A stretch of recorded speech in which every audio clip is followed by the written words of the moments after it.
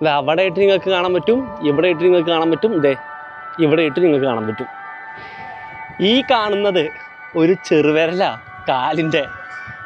നമുക്ക് ഇവിടെ ഒരുപാട് കസാരകൾ ഇട്ടിട്ട് ഇവിടുന്ന് നേരെ നമുക്ക് ലേസർ ഷോ ഉണ്ട്. ഇതിലേക്ക് ലേസർ അടിക്കുന്ന ഒരു പരിപാടി ഉണ്ട്. കൂടുതൽ അറിയണമെങ്കിൽ 2 അമർത്തുക. അപ്പോൾ ഇത് നമ്മുടെ മോദി അംഗവന്ത തലവറേ അവർ. ഇവിടെ ഇപ്പം എന്താ കാണാനല്ലേ? ഇവിടുത്തെ പൂക്കളുണ്ട്, കുറേ പൂക്കളുണ്ട്, ഒരുപാട് പൂക്കളുണ്ട്. ഹായ്, ഞാൻ നിങ്ങളുടെ ജീൻ. നമ്മൾ മഹാരാഷ്ട്ര കഴിഞ്ഞ് UP കഴിഞ്ഞ് രാജസ്ഥാൻ കഴിഞ്ഞ് അടുത്ത സ്റ്റേറ്റ് എടുത്തിരിക്കുകയാണ്. നമ്മൾ വന്നിട്ടുള്ളത് ഗുജറാത്തിലാണ്. അതും ഫസ്റ്റ് തന്നെ നിങ്ങൾക്കൊരു സ്പെഷ്യൽ സാധനം കാണിക്കാനാണ് ഞാൻ വന്നിട്ടുള്ളത്. ഗുജറാത്തിലെ നർമ്മദ പുഴയ്ക്ക് കുറുകെ 182 മീറ്റർ ഹൈറ്റിൽ 3000 കോടി രൂപ മുടക്കി ഉണ്ടാക്കിയിട്ടില്ല സ്റ്റാച്യു ഓഫ് യൂണിറ്റി, അല്ലെങ്കിൽ പട്ടേലിൻ്റെ പ്രതിമ. ഈ പ്രതിമയെ പറ്റിയിട്ട് ഇത് ഉണ്ടാക്കിയതിനെ പറ്റി ഒരുപാട് വിമർശനങ്ങളുണ്ട്. അതായത് അതിനെ സപ്പോർട്ട് ചെയ്യുന്നവരും സപ്പോർട്ട് ചെയ്യാത്തവരായിട്ട് പലരുണ്ട്. നമ്മൾ ഇത് എന്താണ് അവസ്ഥ, ഇതിൻ്റെ റിയൽ അവസ്ഥ എന്താണെന്ന് അറിയാൻ വേണ്ടിയിട്ട് നമ്മൾ ഗുജറാത്തിൽ എത്തിയപ്പോൾ നമ്മൾ വന്നിട്ടുണ്ട്. ഇവിടെ എത്തിച്ചേണ്ട കാര്യങ്ങൾ ഞാൻ അവസാനം പറഞ്ഞുതരാം, കാത്തിരിക്കുക. ആദ്യം നമുക്ക് ടിക്കറ്റ് എടുക്കാൻ നോക്കാം. ടിക്കറ്റ് കൗണ്ടർ ഉണ്ട്, പക്ഷേ ടിക്കറ്റ് കൗണ്ടറിൽ ക്യാഷ് അലൗഡ് അല്ല. Operation time 8 to 5. നമുക്കത് 150 രൂപയുടെ ടിക്കറ്റ് വന്ന് UP ഇവിടെ അക്സെപ്റ്റബിൾ ആണ്. പക്ഷെ എന്താ പ്രശ്നം വെച്ചാൽ ഇത് വെച്ചിട്ട് നമുക്ക് ഉള്ളിൽ പോകാൻ പറ്റില്ല. സ്റ്റാച്യുവിൻ്റെ ഉള്ളിൽ പോകണമെങ്കിൽ 380 രൂപയുടെ ടിക്കറ്റ് എടുക്കണം. 380. എന്നിട്ട് നമുക്ക് ടിക്കറ്റ് കിട്ടിയിട്ട് 380 380 രൂപ കൊടുത്താൽ ഇതിൻ്റെ ഉള്ളിൽ പോകാൻ പറ്റുള്ളൂ. അതൊന്നുമില്ല. അതിൻ്റെ നേരെ മുകളിൽ പോയിട്ട് ഇങ്ങനെ പെനറോമിക് വ്യൂ കിട്ടും എന്നുള്ളത് വേറെ ഒന്നുമില്ല. അതെന്തായാലും ഞാൻ കൊടുക്കുന്നില്ല. ഇത് വെച്ചിട്ട് നമുക്കൊരു വാലി ഓഫ് ഫ്ലവേഴ്സും പോകാം, വേറെ എന്തോ ഒരു സംഭവം നമുക്ക് പോകാൻ പറ്റും. അതെല്ലാം അവിടെ പോയിട്ട് നോക്കാം.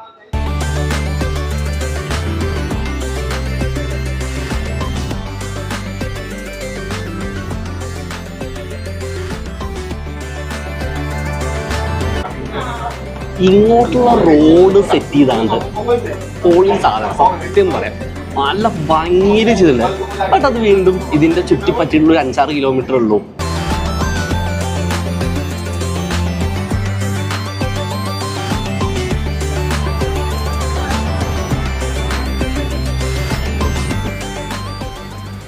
നല്ല വിശപ്പ്, എന്തെങ്കിലും കഴിച്ചിട്ട് ഉള്ളിൽ കയറാം. ഞാൻ ഒന്നും കഴിച്ചിട്ടില്ല. കഴിക്കുന്നവർ അല്ലെങ്കിൽ വരുന്നവർ എന്തെങ്കിലും കഴിച്ചിട്ട് വന്നാൽ മതി. ഇവിടെ വന്ന് കഴിക്കാമെന്ന് വിചാരിക്കേണ്ട. ഒടുക്കത്തെ എക്സ്പെൻസീവാണ്. ഉണക്ക സാധനം കിട്ടുള്ളൂ. ഓക്കെ, ഈ ബർഗർ കഴിച്ചിട്ട് നമുക്ക് ഉള്ളിൽ പോകാൻ പറ്റുള്ളൂ.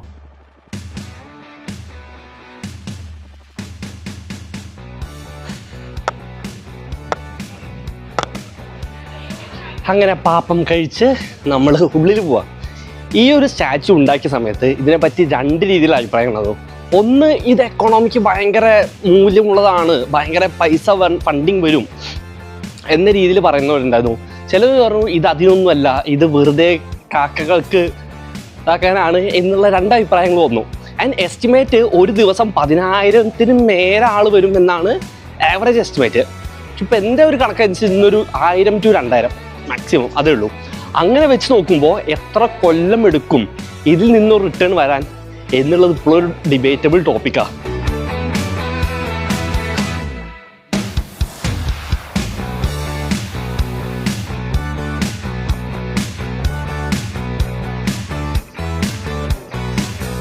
നിങ്ങളുടെ ബാഗിൽ നെയിൽ കട്ടർ, കത്തി, പിച്ചാത്തി, മടാൾ പോലത്തെ എന്തെങ്കിലും സാധനങ്ങളുണ്ടെങ്കിൽ കൊണ്ടുവരരുത്. എൻ്റെ അടുത്ത നെയിൽ കട്ടറും പോയി. ഇതിപ്പോൾ എൻ്റെ 3ാമത്തെ നെയിൽ കട്ടറാണ് യാത്രയുടെ ഇടയിൽ പോകുന്നത്. ഒന്ന് ഒരു എയർപോർട്ടിൽ പോയി, നമ്മുടെ കൊച്ചിൻ എയർപോർട്ടിൽ. എനിക്കറിയില്ലായിരുന്നു നഗംവട്ടി നെയിൽ കട്ടർ കൊണ്ടുപോകാൻ പാടില്ലെന്ന്. ഒന്ന് അവിടെ പോയി. 2ാമത്തെ വേറെ ഏതോ ഇതുപോലൊരു സ്റ്റാച്യു എന്തൊരു സംഭവം കാണാൻ പോകുമ്പോൾ പോയി. 3ാമത്തെ ഇവിടെയും പോയി.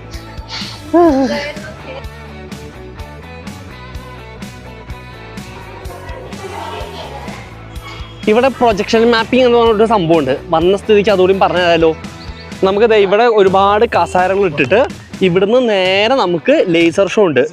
ഇതിലേക്ക് ലേസർ അടിക്കുന്ന ഒരു പരിപാടി ഉണ്ട്. പക്ഷേ ഇത് കാണണമെങ്കിൽ 7 മണിക്ക് അത് തുടങ്ങുള്ളൂ. എനിക്ക് എന്തെങ്കിലും വണ്ടി ആ നേരത്തെ നമുക്ക് ഒരു അടുത്ത സ്ഥലത്തേക്ക് പോകണം എന്നുള്ള കാരണം നമുക്ക് വെയിറ്റ് ചെയ്യാൻ പറ്റില്ല. നമ്മൾ സ്വന്തം വണ്ടിയിലൊക്കെ വരുന്നത് എന്നുണ്ടെങ്കിൽ മാത്രമേ അത് പറ്റുള്ളൂ. 7 മണിക്ക് അത് കണ്ട് 3/4 മണിക്കൂറുണ്ട്. 7:45 അത് കണ്ടിട്ട് നമ്മൾ പോകാൻ പറ്റിയ സിറ്റുവേഷൻ ആണെങ്കിൽ മാത്രം അതിന് വെയിറ്റ് ചെയ്താൽ മതി. അല്ലെങ്കിൽ അത് വെയിറ്റ് ചെയ്യരുത്, പണി കിട്ടും, വണ്ടികളില്ല. ഇതങ്ങനെ അവസാനം ദേ നമ്മൾ എത്തിയിരിക്കുന്നു. ഇതിൻ്റെ ഉള്ളിലേക്ക് ഇങ്ങനെ പോണം, അത്യാവശ്യം നടക്കാനുണ്ട്. ഇവര് ചെയ്തതിൽ എനിക്ക് ഏറ്റവും ഇഷ്ടപ്പെട്ടുള്ള സംഭവമാണ് ഈ മൂവിങ് എസ്കലേറ്റർ. നമ്മൾ ഉള്ളിലേക്ക് പോകാൻ വേണ്ടിയിട്ട് നമ്മൾ ഇത്രയും ദൂരം 1/2 കിലോമീറ്റർ ഒന്നും നടക്കണ്ട. ഇവർ നൈസായിട്ട് ഒരു മൂവിങ് എസ്കലേറ്റർ ഉണ്ടാക്കി വെച്ചിട്ടുണ്ട്. അതിങ്ങനെ പോയിട്ടിരിക്കുക. അതിൽ നമ്മളിങ്ങനെ വെറുതെ നിന്നുകൊടുത്താൽ മതി, വേണമെങ്കിൽ നടക്കാം. നല്ല രസമുണ്ട് ഈ സാധനം. ഞാൻ ആദ്യമായിട്ട് ഇങ്ങനെ ഹോറിസോണ്ടൽ ആയിട്ട് മൊത്തത്തിൽ സ്ട്രെയിറ്റ് ആയിട്ടുള്ളൊരു കൺവെയർ കാണുന്നത്. നോക്കിയേ,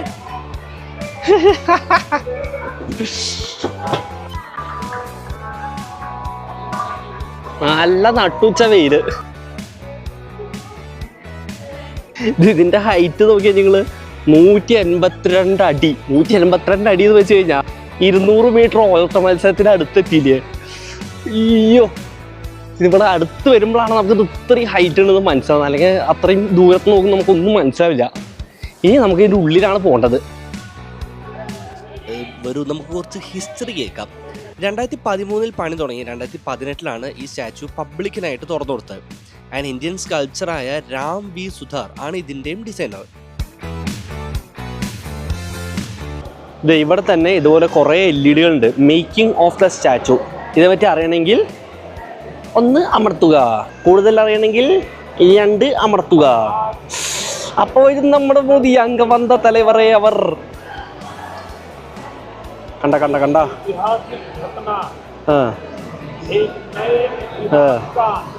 അതെ. ഓക്കെ, ഇത് ടൈം എടുക്കും. നമുക്ക് ബാക്ക് അടിക്കുന്നു.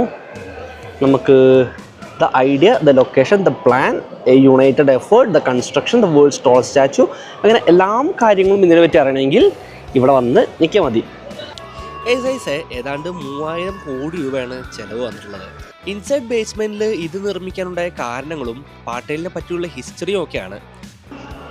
നിങ്ങൾക്ക് ഈ പറഞ്ഞ 350 രൂപ ടിക്കറ്റ് ഉണ്ടെങ്കിൽ നിങ്ങൾക്ക് മുകളിൽ പോവാം.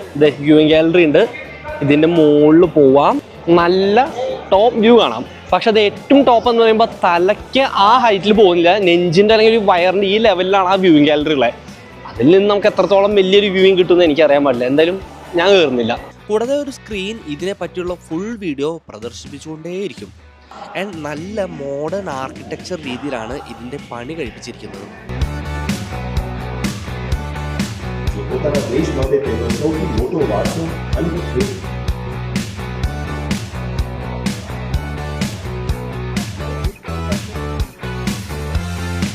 ഈ കയറുന്ന ലിഫ്റ്റ് എന്താണെന്ന് അറിയോ? ഇത് 1, 2, 3ാമത്തെ ലിഫ്റ്റാണ്. ഇത് വെച്ചിട്ടാണ് കാലിൻ്റെ ആ ഭാഗത്തേക്ക് പോകുന്നത്. വേറെ ലെവല്. അത്രയും ഹൈറ്റിലാണ് ഇത് പണി തന്നെ വെച്ചാണ്. 3 ലിഫ്റ്റ് കഴിഞ്ഞു, 4ാമത്തെ ലിഫ്റ്റും കയറണം.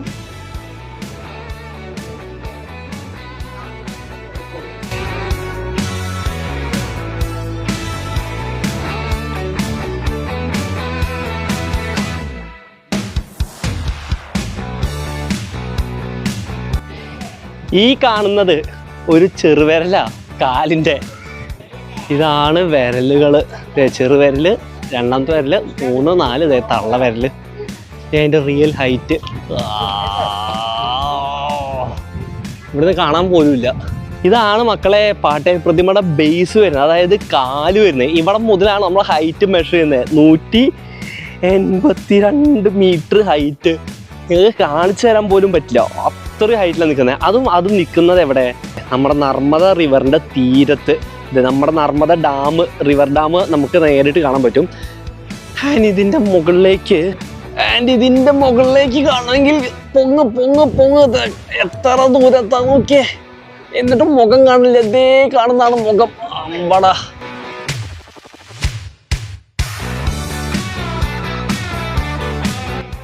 ഇനി ഇതിനെ പലരും കക്കത്തുറാൻ ഉപയോഗിക്കുന്നു എന്ന് പറയുന്നവർക്ക് അങ്ങനെ ഒരു പ്രശ്നങ്ങളുമില്ല. ഇത് റിട്ടേൺ കിട്ടാൻ, നമുക്ക് ഇൻവെസ്റ്റ് ചെയ്ത എമൗണ്ട് കിട്ടാൻ കുറച്ച് ടൈം എടുക്കും എന്നതിലുപരി ഭയങ്കര നീറ്റ് ആൻഡ് ക്ലീൻ ആണ്. സെഞ്ചുറീസ്, 100 കണക്കിന് വർഷങ്ങളിലേക്ക് പ്രൊജക്റ്റ് ചെയ്തിട്ടാണ് ഇത് ഉണ്ടാക്കിയിട്ടുള്ളത്. അതിൻ്റെ മൊത്തം ഹിസ്റ്ററി നിങ്ങൾക്ക് ഉള്ളുപോയാൽ കാണാൻ പറ്റും. അല്ലാതെ കുറച്ച് വർഷങ്ങൾക്കോ വേണ്ടിയിട്ടൊന്നും അല്ല ചെയ്തിട്ടുള്ളത്. അതുകൊണ്ട് തന്നെ ആ ഒരു ഡയലോഗ് പറഞ്ഞ് ഇനി ആരും ഇതിനെ തള്ളി പറയരുത് പ്ലീസ്. നമ്മൾ പരിപാടികളെല്ലാം കഴിഞ്ഞ് താഴെ ഇറങ്ങിയിരിക്കുന്നു. ഇനി നമുക്ക് വാലി ഓഫ് ഫ്ലവർ എന്ന് പറഞ്ഞിട്ടൊരു ഗാർഡൻ ഉണ്ട്, പ്ലസ് ഡാം വ്യൂ. നമുക്ക് ഡാം വേണമെങ്കിൽ പോയി കാണാം. അതിൽ ഡാം എന്തായാലും നമ്മൾ പോയി കാണുന്നില്ല, അതുകൊണ്ട് തന്നെ നമുക്ക് വാലി ഓഫ് ഫ്ലവർ ഒന്ന് പോയി കണ്ടുവെക്കാം. അതിനുള്ള ടൈം നമുക്കുണ്ട്. ഡീഹൈഡ്രേഷൻ, അയ്യോ വെള്ളമില്ലായ്മ ഭയങ്കര അവസ്ഥ. വെള്ളം കുടിച്ചാൽ നമുക്ക് അതുകൂടി കണ്ടിട്ട് ടെക് എന്ന് പറഞ്ഞിട്ട് വഡോദര പോകാം. അടുത്ത നമ്മുടെ ലൊക്കേഷൻ എന്ന് പറയുന്നത് വഡോദരയാണ്. നമ്മളങ്ങനെ വാലി ഓഫ് ഫ്ലവറിൻ്റെ അവിടെ എത്തിയിട്ടുണ്ട്. ഇവിടെ ഇപ്പം എന്താ കാണാനുള്ളത്? ഇവിടുത്തെ പൂക്കളുണ്ട്, കുറേ പൂക്കളുണ്ട്, ഒരുപാട് പൂക്കളുണ്ട്. ഇവിടെ പൂക്കൾ മാത്രമേ ഉള്ളൂ, വേറൊന്നും കാണാനില്ല. സത്യമായിട്ടും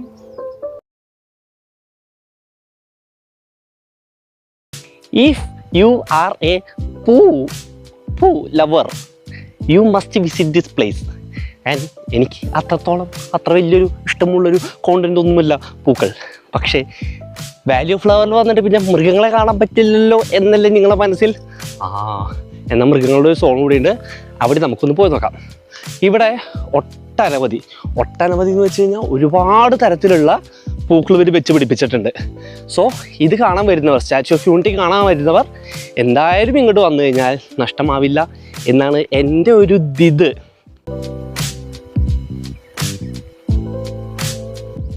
ദേ ഇവിടെ നിന്ന് കഴിഞ്ഞുള്ള വ്യൂ നോക്കിയേ. അവിടെ അറ്റത്ത് നമ്മുടെ സ്റ്റാച്യു ഓഫ് യൂണിറ്റി ഉണ്ട്, താഴത്ത് ഒരുപാട് പൂക്കളുണ്ട്. നിങ്ങൾക്കത് എത്ര ക്ലിയർ ആയിട്ട് കാണാമെന്ന് എനിക്കറിയില്ല, പക്ഷെ ഒരുപാട് പൂക്കളും അവിടെ നമ്മുടെ നർമ്മദ റിവർ ഇങ്ങനെ പോയിക്കൊണ്ടിരിക്കുക. എന്തൊരു ഭംഗിയാ നോക്കിയേ.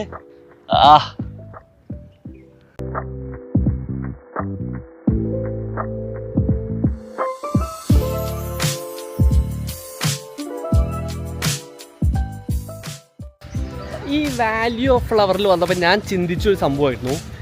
ഏക്കർ കണക്കിന് ചെടികൾ അല്ലെങ്കിൽ പൂക്കൾ വരുന്ന ചെടികൾ നട്ടുപിടിപ്പിക്കുന്നു. ഇതിൽ നിന്ന് എന്താണ് ശരിക്കും ഒരു വരുമാനം ഉണ്ടാവുക? പകരം നമ്മൾ മൂന്നാറിൻ്റെ ആ സൂവിൻ്റെ വീഡിയോ ഇട്ടതുപോലെ നമ്മൾ ഫ്രൂട്ട്സ് ഉണ്ടാവുന്ന ചെടികൾ പിടിപ്പിക്കുന്നു.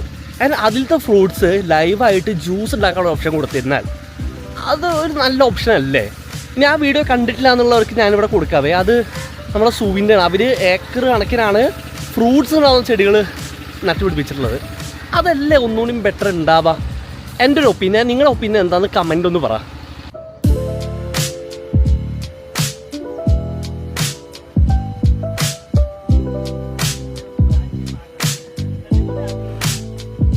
ഇനി ഇങ്ങോട്ട് എത്തിച്ചേരേണ്ട കാര്യങ്ങൾ നമുക്ക് നോക്കാം. നമുക്കറിയാം സ്റ്റാച്യു ഓഫ് ലിബർട്ടി വന്നിട്ട് അത്യാവശ്യം ഉള്ള ഏരിയയിലാണ്, അധികം നമ്മുടെ മെയിൻ ഹൈവേയോ അങ്ങനത്തെ ഒരു ഏരിയ അല്ല. സോ ഒന്നെങ്കിൽ നിങ്ങൾക്ക് സൂറത്ത് ഭാഗത്തുനിന്നോ അല്ലെങ്കിൽ വഡോദര ഭാഗത്തുനിന്നോ ആണ് ഈക്വൽ ഡിസ്റ്റൻസ് ആണ്, നിങ്ങൾക്ക് എളുപ്പത്തിൽ വരാം. പക്ഷേ സൂറത്ത് ഭാഗത്തു നിന്നാണ് ഒരാൾ വരുന്നതെങ്കിൽ നിങ്ങൾക്ക് വണ്ടി സൗകര്യം വളരെ കുറവാണ്. കാരണം വളരെ റെയർ ആയിട്ടാണ് അവിടുന്ന് ബസ്സുള്ളത് ഡയറക്റ്റ് എത്താനായിട്ട്. അതല്ല വഡോദര ഭാഗത്തു നിന്നാണെങ്കിൽ ഇവിടെ നിയറസ്റ്റ് ഒരു ട്രെയിൻ സ്റ്റേഷൻ ഉണ്ട്, റെയിൽവേ സ്റ്റേഷൻ ഉണ്ട്, അതിലേക്കോ അല്ലെങ്കിൽ ബസ് സർവീസോ ഇഷ്ടം പോലെ ഉണ്ട് വഡോദര ഭാഗത്ത് നിന്ന് വരുന്ന ആൾക്കാർക്ക്. ആൻഡ് ഇവിടുത്തെ ഈ പറഞ്ഞ ബസ് സ്റ്റാൻഡിലോ അല്ലെങ്കിൽ റെയിൽവേ സ്റ്റേഷനിലോ എത്തിക്കഴിഞ്ഞാൽ ഇവിടുന്ന് ഒരുപാട് ഷട്ടിൽ ബസ് സർവീസുകളുണ്ട്. അതുകൊണ്ട് ഈ ഒരു റീജിയനിൽ എത്തിക്കഴിഞ്ഞാൽ പിന്നെ ഇങ്ങോട്ട് എത്താൻ നിങ്ങൾക്ക് ബുദ്ധിമുട്ടില്ല. അതും ഫ്രീ ഓഫ് കോസ്റ്റ് ഷട്ടിൽ ബസ്സുകളുണ്ട്. ഇനി ഞാനാണെങ്കിൽ സൂറത്ത് ഭാഗത്താണ് വന്നത്. എനിക്ക് ആദ്യത്തെ ഒരു 40 കിലോമീറ്റർ ലോറി കിട്ടി, അത് കഴിഞ്ഞൊരു 30-35 കിലോമീറ്റർ എനിക്ക് കാറ് കിട്ടി, ബാക്കി അത്യാവശ്യം ഒരു 150 കിലോമീറ്റർ ഉണ്ട്. അത്യാവശ്യം ഞാൻ ബസ്സിൽ വന്നു, ഇവിടെ എത്തിയപ്പോൾ വീണ്ടും എനിക്ക് കാറ് കിട്ടി. സോ എനിക്ക് അത്ര വലിയ ബുദ്ധിമുട്ട് വന്നില്ല, പക്ഷെ എന്നാലും സ്റ്റിൽ 4-5 മണിക്കൂറോളം യാത്ര വന്നിട്ടുണ്ട്. അപ്പോൾ സ്റ്റാച്യു ഓഫ് യൂണിറ്റി കാണാൻ വരുന്നവർ ഈ ബോർഡിൽ കാണിച്ചിട്ടുള്ള എല്ലാം സാധനങ്ങളും കവർ ചെയ്തിട്ട് പോയാൽ മതി. എനിക്ക് പക്ഷേ സൗകര്യം അല്ലെങ്കിൽ ടൈമിൻ്റെ കുറവ് കാരണം ഞാനിതിൽ കുറച്ച് സാധനങ്ങളൊക്കെ സ്കിപ്പ് ചെയ്യാണ്. അപ്പോൾ ഇത്രയൊക്കെ ഉള്ളൂ സ്റ്റാച്യു ഓഫ് യൂണിറ്റി. എന്തായാലും ഗുജറാത്ത് വരുമ്പോൾ ഇവിടെ വരാതെ ആരും പോകരുത്. So Jean signing off, by.